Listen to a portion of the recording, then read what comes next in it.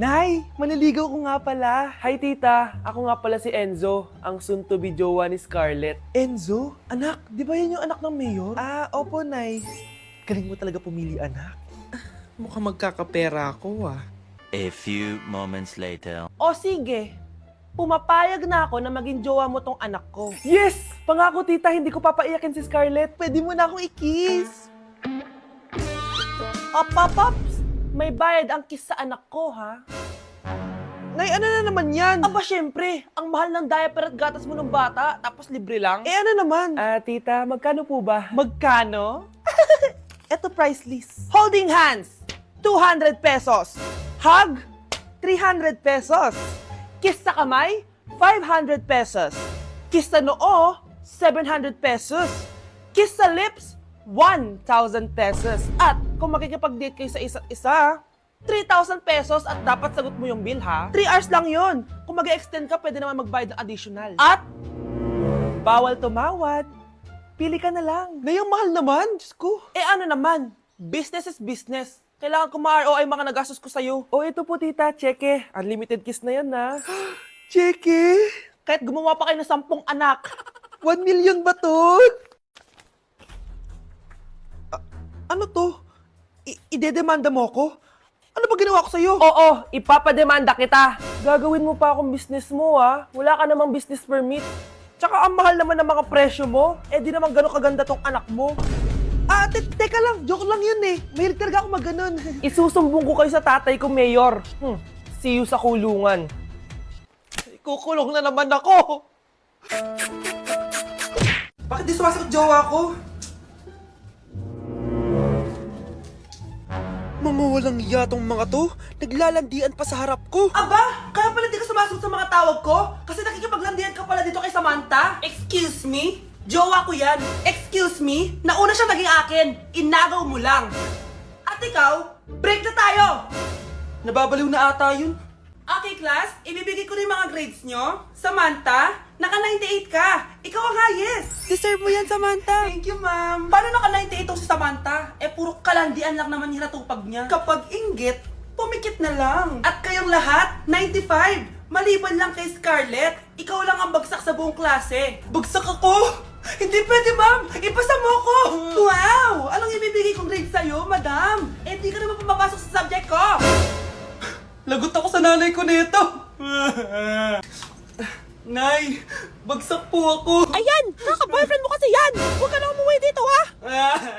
Paano na ako nito? Miss, huwag kang gagalaw. Hold up to. Wala na bang mas mamalas pa sa araw na to? Akin na phone mo tsaka bag mo. Kuya, wag po! Akin na! Ayoko na! Ayoko! Anak, anyari sa'yo? Anay, masamang panaginip lang. Ayan, hindi ka kasi nag-i-skincare bago matulog. Ganun pala yun, Nay. Oo, anak. Try mo tong overnight serum ng Garnier. May 10% pure vitamins ito so that you can #power through the night. Kaya goodbye na sa mga nightmares. Sige, Nay. Tatry ko. Grabe, ang fresh ko na naman. For sure, may in love na naman sa akin yung jowa ko.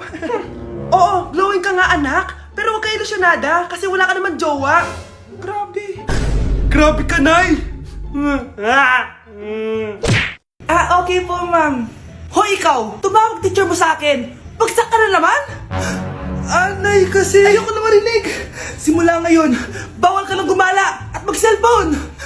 Hindi pwede to. Anong gagawin ko? Aray! Sakit ng pagkaramdam ko! Magpahinga ka na, anak! Bipilit kita ng Chicken Joy! Sige po, Nay!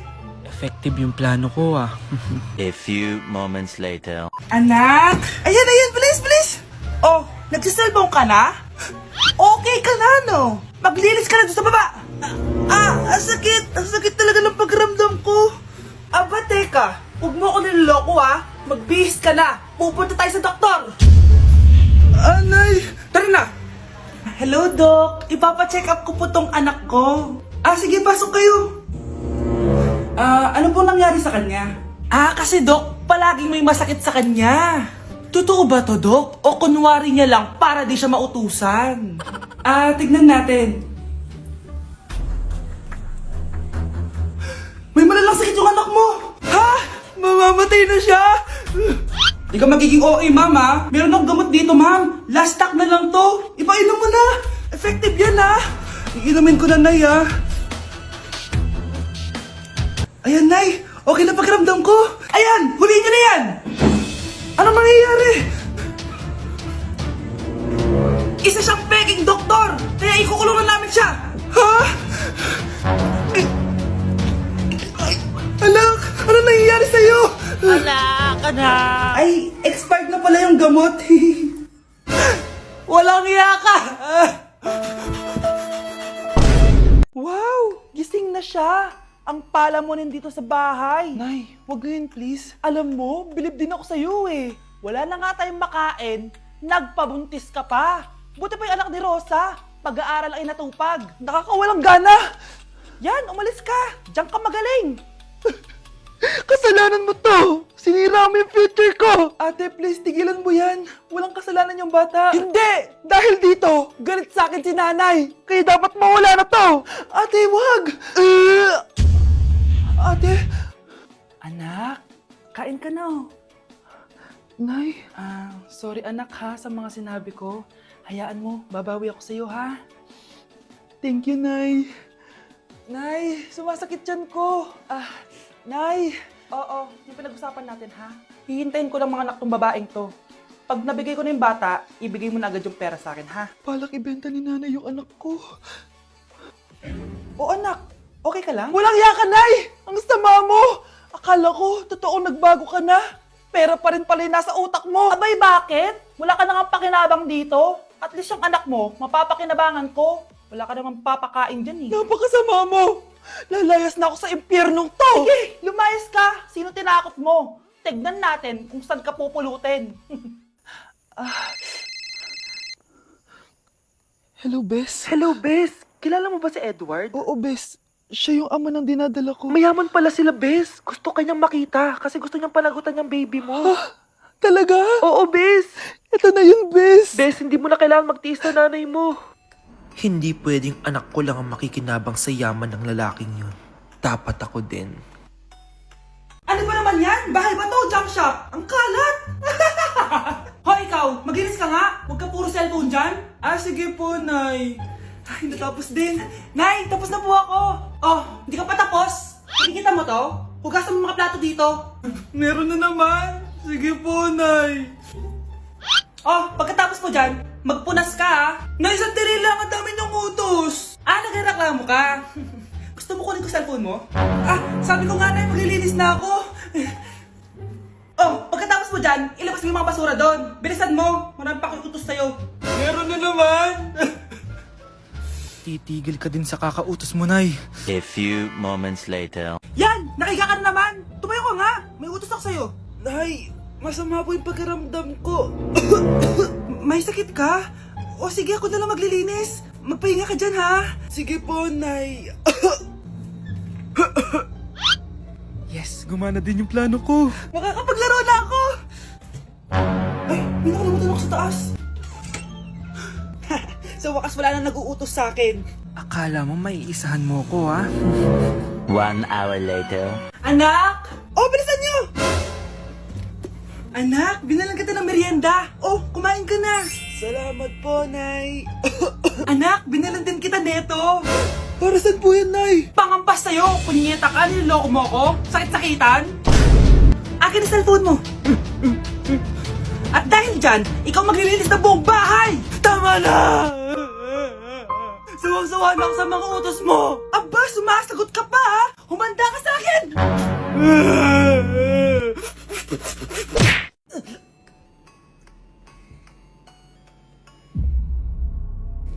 Isa ka na din katulad ko, anak. Anong ginawa mo sa akin, Nay?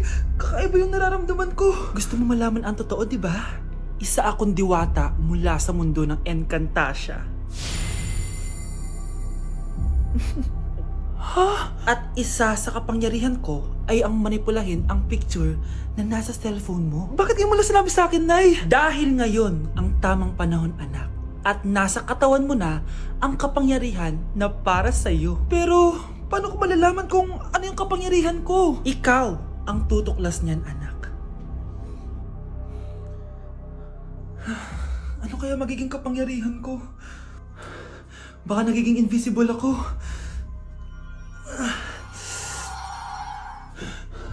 Hindi ako nawala. Baka kaya ko magpalutang ng gamit.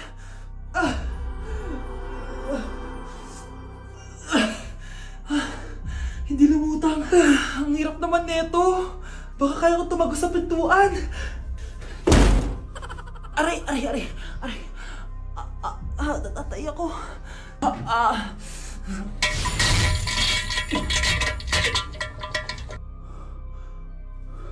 Ano yun?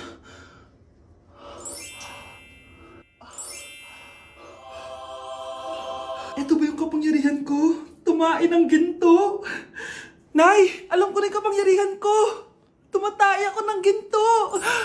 Anak, uminom ka na maraming pampatae para yumaman na tayo. Talino mo talaga, Nay. Dok, bakit ka meron neto, ha? Bakit may picture ka ng nawawala akong anak? Hindi mo ba talaga ako naaalala? Hindi. Sabihin mo sa akin, buhay pa ba ang anak ko? Umalis ka na. Marami pa akong gagawin. Buhay pa ba ang anak ko? Oo! Buhay na buhay ako! Ako ang anak mo na iniwan mo sa palengke dati! Nagtataka ka? Isa na akong trans ngayon. Alam mo, buti na lang may mabait at mayamang pamilyang kumukup sa akin. Kaya maganda yung naging buhay ko. Tingnan mo, naging doktor pa ako. Kaya salamat sa'yo at iniwan mo ko. Anak, hinanap kita. Umasa ako na babalik ka. Hindi na importante yan. Ayaw na kita makita at hindi na kita kailangan. Kaya umalis ka na! Hello po. Kamusta po yung pasyente? Dok, si nanay naman yung nagkasakit. Kamusta na siya? Okay naman. Sa iba ko na lang siya ipapaasikaso, ha? Anak? Anak, please! Bakit anak tawag mo sa kanya, Nay? Sure ka ba na habang buhay ka magagalit sa nanay mo? Nakita ko results niya kanina.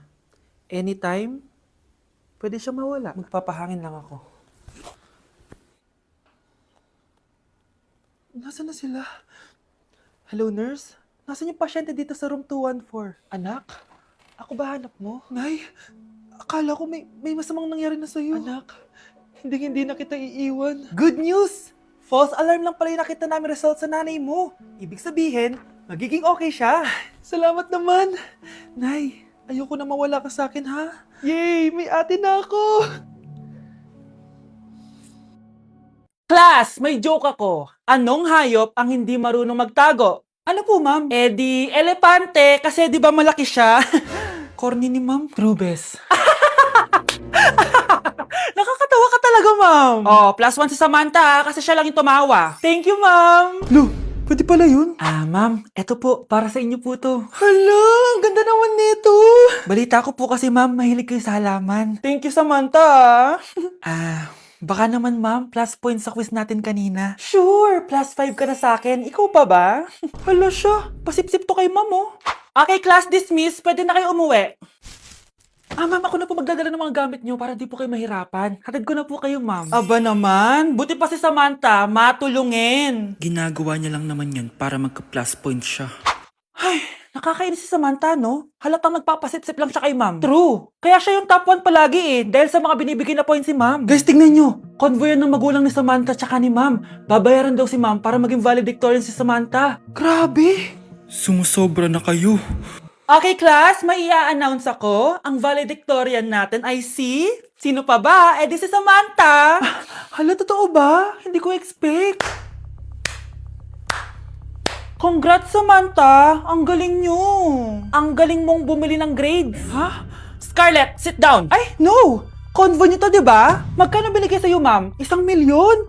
Wow, easy money! Hala, nagpapabayad si ma'am. Grabe. Ano kaya magiging reaction ng principal pag nasend ko to sa kanya? Hindi yan totoo! I-delete mo yan! Oops! Sorry na send! Deserve nyo yan. Lumalaban kami ng patas dito. Kailangan nyo managot.